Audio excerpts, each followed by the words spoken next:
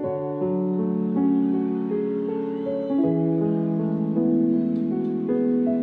រាបសួរបងប្អូនអ្នកនរសុខសប្បាយអត់បងប្អូនអរគុណបាទនេះបងនេះសូមញ៉ាំជូនទៅដល់អ្នកដែលសែនទាំងអស់គ្នាបាទបើសិនញីបងភ្លេចអាដិតបើសិនញីលុបការចងចាំ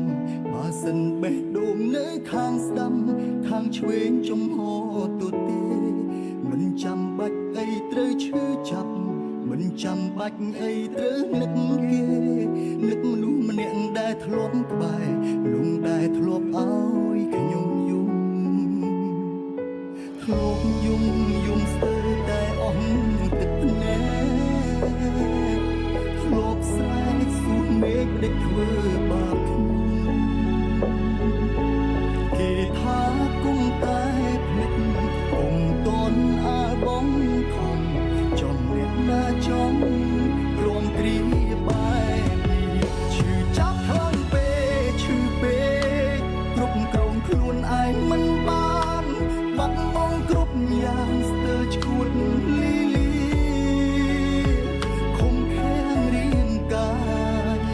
ងងឹតគ្មានគ្នារងនោះទាំងវេទនាគ្មានអ្នកយល់ទេឈឺចាប់ខ្លាំងពេកយូរពេកសន្តិប្រែមិនសិនល្អធ្វើអ្វីបន្តបើនៅនឹកគេទំលាប់គ្មានអូនធ្វើមិនបានទេដាច់ចិត្តលេះមានមេទុកឲ្យបងឯកាលើកដៃតាមច្បាប់នេះទាំងអស់គ្នាបាទ